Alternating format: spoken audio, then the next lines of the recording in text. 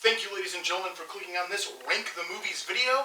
Well, it is anniversary week. That is right, 2 years ago this week, I posted my first video, which of course was the Top 100 Part 1.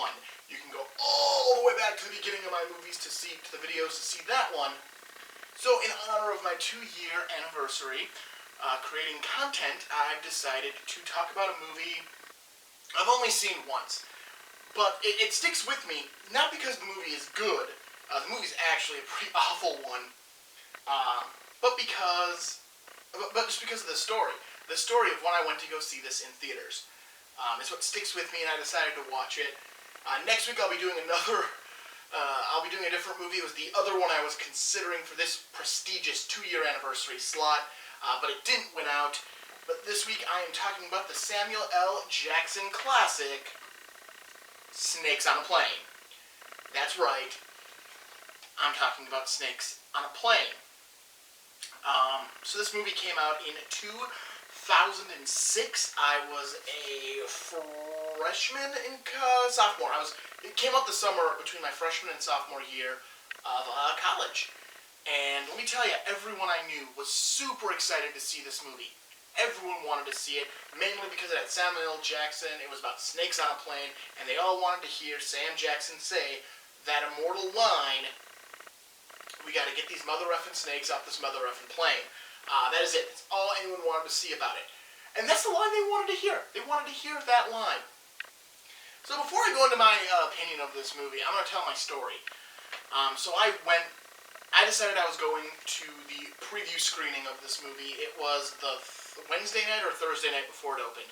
This was when these actually happened late at night, and not like today where it's the day before it opens and you can just go see it after like 5 p.m. You can go see a showing of it. This was back in the we went to a 10 or 11 o'clock showing because that was the only showing that night.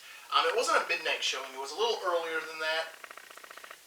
And I had gone with a big group of people. I'd asked a bunch of people if they wanted to go.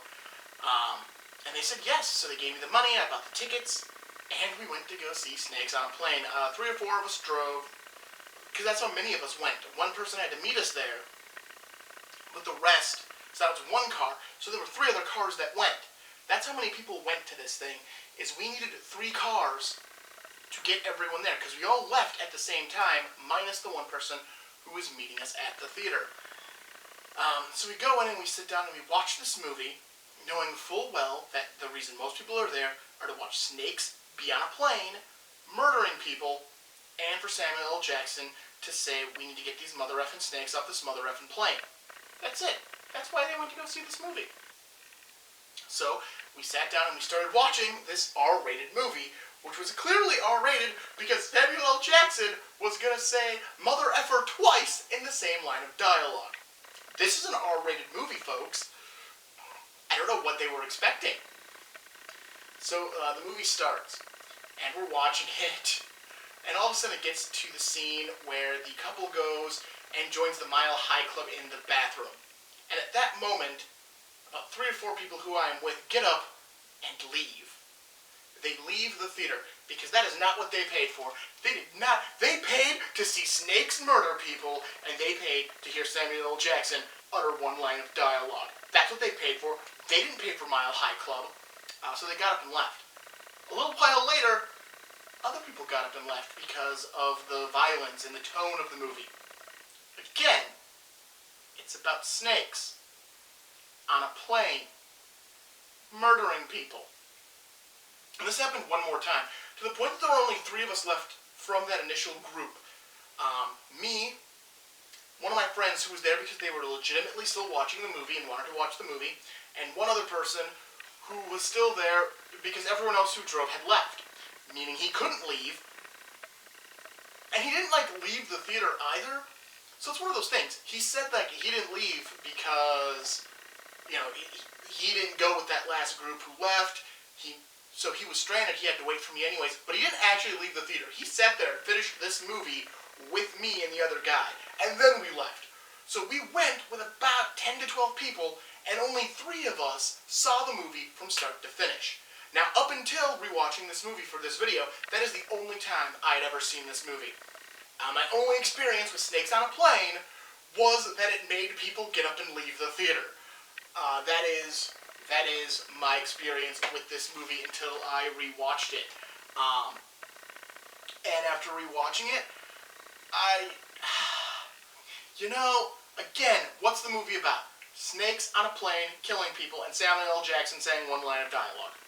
I still can't comprehend why these, like, I get their problems and I understand it, but I don't get why they went to the movie. That's the part that bugs me. It's not that they saw something in a movie they didn't like and they left the movie. It's that they bought tickets to this movie without knowing that was there. Like, here's our rating for this movie. I'm gonna read it to you. That anyone could have looked up. This hasn't changed. They don't change these ratings because this movie was originally released. It was R-rated when it came out. This isn't like a special edition or anything. This is just a theatrical cut. Language: a scene of sexuality and drug use, and intense sequences of terror and violence. So it says it right there. There's sexuality, and that's the Mile High scene, which is odd because there's actually nudity in this movie as well, but that is not in there. So that's weird, and I guess your definitions of sexuality and nudity might be different. I've learned from looking at a lot of MPAA ratings, they're interchangeable. I think you need at least nudity becomes nudity at a certain point in time. Like if you have boobs on screen for 29 seconds, it's sexual content, but 30 seconds is nudity. I don't know. I'm pretty sure it's something dumb like that in this movie. It is brief flashes, so I don't even think it musters it's like 10 seconds. But it's a weird scene because after rewatching it, I didn't know it when I saw it in theaters, and obviously I don't remember a lot of this movie from seeing it in theaters 16 years ago. What I remember are the people getting up and leaving. What are the special features? I never even looked at the special features on this thing. Commentary by Samuel L. Jackson and director David R. Ellis and others. And others. They can't even list. They are apparently such unimportant that their names aren't even on the. Okay. Blooper reel. Deleted scenes. I should have watched the deleted scenes. Man, I want to know what they cut out of this movie now.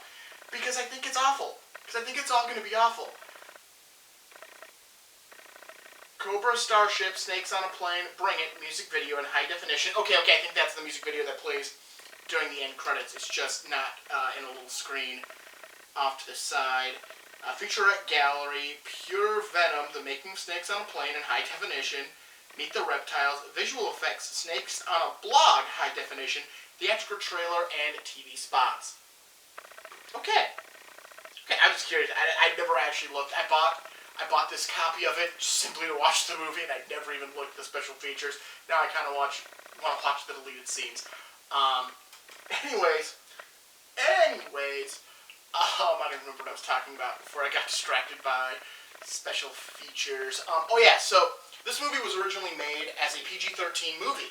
That was their plan. Their plan was to release a PG-13 movie. Not titled Snakes on a Plane, although that is what the original script was called. It was called Snakes on a Plane. And they signed Samuel L. Jackson to be in this movie, and they went, we're going to change the title. And Sam Jackson looked at them and went, no, you don't. The title stays, the title goes and I go. Sam Jackson was connected to the title, not the script. He wanted on his resume a movie called Snakes on a Plane. I don't think he cared about the quality of the movie. I think he just wanted that movie on his resume. Which is fine. That's fine. Sam Jackson did it for that reason. But since they had Sam Jackson, and the internet blew up with the idea of Sam Jackson, who likes to say mother effer in a lot of his movies. Not all of his movies, because he does do some family pictures, some animated films, some PG-13 rated movies. He has done these movies. I mean, he's been Nick Fury in the Avengers, and he's never once said mother effer in any of those movies.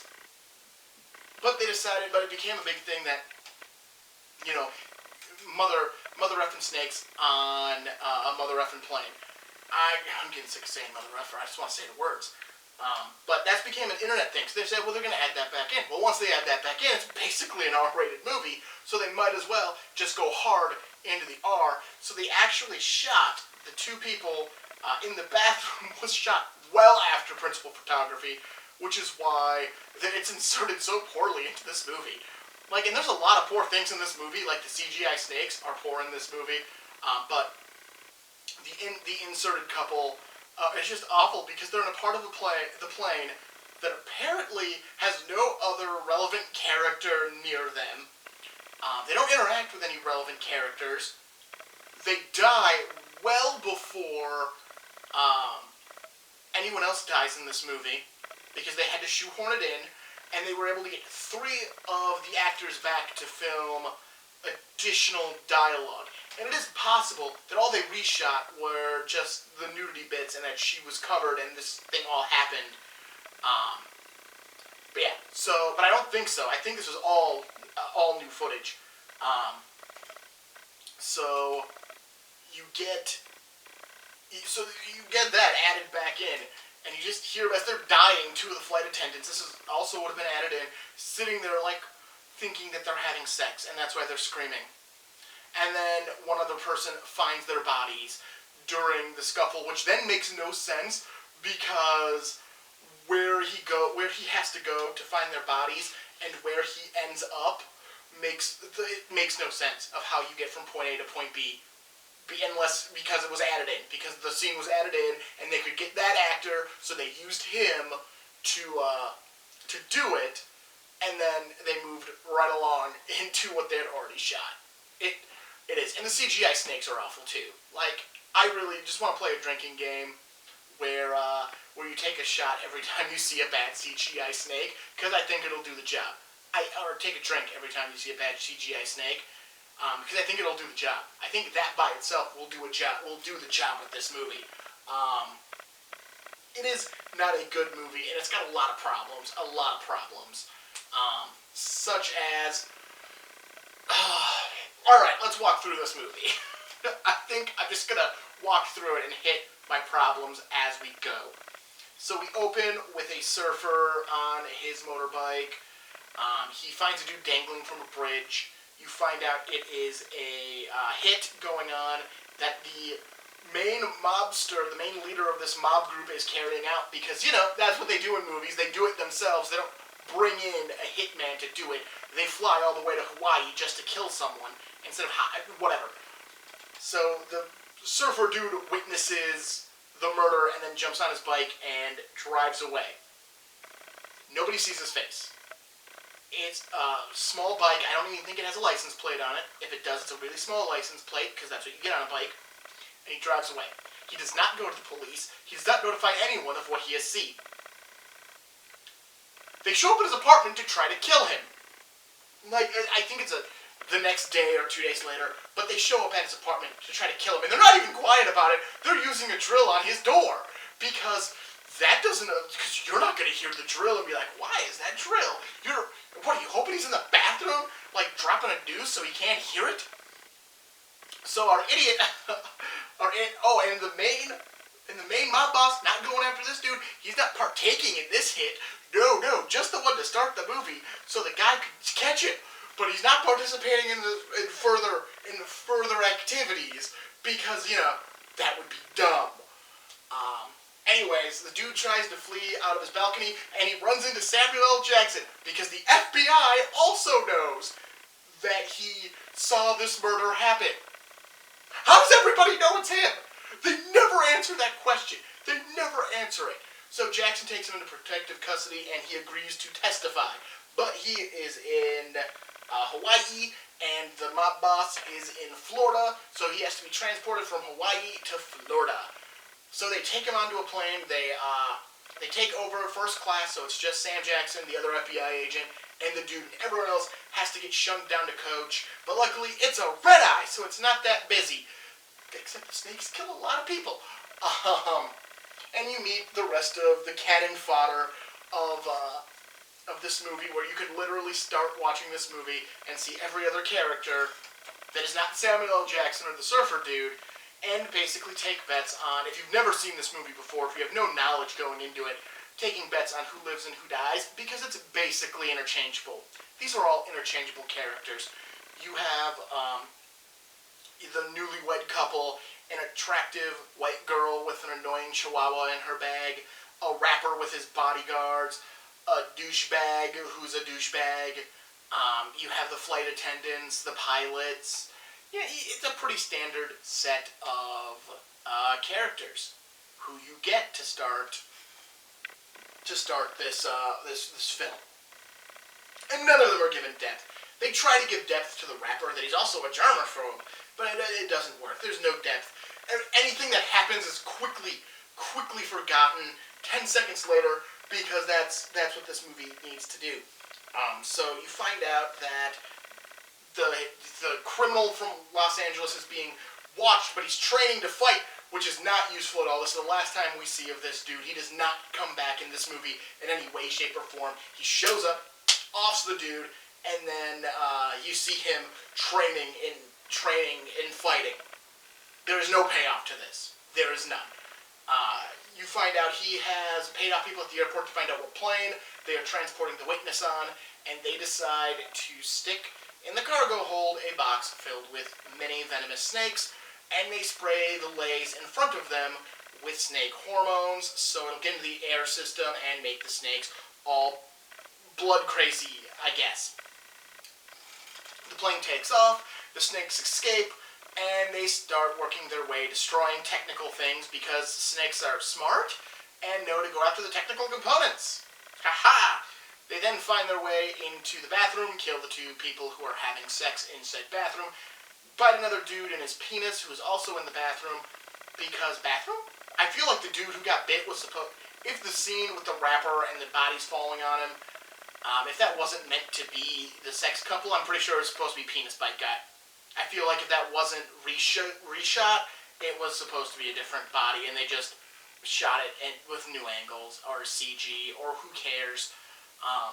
Anyways, the snakes eventually release the oxygen masks because they destroy enough. Oh, and they've killed the captain. There's only the co-pilot left. The pilot is dead, bitten by a snake. They think he's had a heart attack. And the oxygen masks fall, and the snakes fall with them, and they start murdering people. So everyone runs from the far cabin up to the upper cabin. Not the first class cabin. The first class cabin is on an upper level with the pilots, with the cockpit. But they're not going up to the upper level, and they're building a wall of bags. But they don't build it all the way up to the ceiling. They just build it, like, chest high, thinking the snakes can't crawl on things, and some snakes can jump, because these people aren't smart. You then have a kickboxer who's a kickboxer, and this is unimportant. It's like, seems like he's either should have been a plant from the actual assassin to ensure the death of the dude on the or he's supposed to fight the main bad guy, but he's a kickboxer for some reason, and he saves the random white girl by having her climb on his back as they start to walk up to the front. But there's no climax to that scene. The climax should be them making it to the front of making it to where they're already building the barricades. But no, it just, you see them walking up, you see them hit a few snakes, it cuts to something else, it cuts back, and they're on the other side of the barricade.